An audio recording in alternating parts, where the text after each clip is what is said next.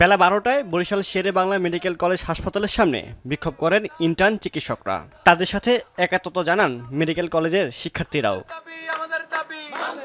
বিক্ষোভে বেতন বৈষম্য দূর করা সহ 6 দফা দাবি তুলে ধরেন ইন্টার্ন চিকিৎসকরা।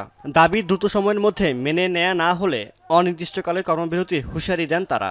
যদিও তাদের আন্দোলনের প্রভাব পড়েনি চিকিৎসা সেবায়। এফসিপিএস ট্রেনিদের যে ভাতাটা সেটা নবম পে গ্রেডের পে স্কেলের সাথে সামঞ্জস্য রেখে বাড়াতে হবে। দাবি না মানা হলে আমরা আরো কঠোর আন্দোলনে যাব। সেখানে আমরা হয়তো সামনে রোড ব্লকেটও দিতে পারি।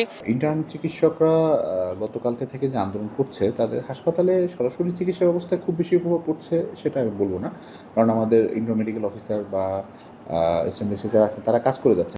কর্মবিরতিতে রয়েছে Sylhet MAG Osmani medical college হাসপাতালের ইন্টার্ন চিকিৎসকরা।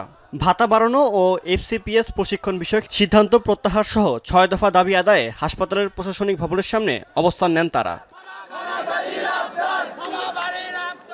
দাবি মানা না হলে কঠোর আন্দোলনের কথা জানান আন্দোলনরত ইন্টার্ন চিকিৎসকরা। তবে আন্দোলন চললেও চালু রয়েছে হাসপাতালে সকল ধরনের চিকিৎসা কার্যক্রম। আমাদের ভাতা নির্দিষ্ট করতে হবে এবং বেসরকারি চিকিৎসকদের একটি নির্দিষ্ট বেতন কাঠামো জারি করতে হবে। রাজশাহী মেডিকেলের প্রধান ফটকের সামনে সকাল 11টায় মানববন্ধন ও বিক্ষোভ মিছিল করেন ইন্টার্ন চিকিৎসকরা। পরে বিভাগীয় স্বাস্থ্য কর্মকর্তার কার্যালয়ে স্মারকলিপি দেন তারা। প্রতিটা দাবি করার পেছনে আমাদের অনেক বছরের স্ট্রাগল লুকিয়ে আছে।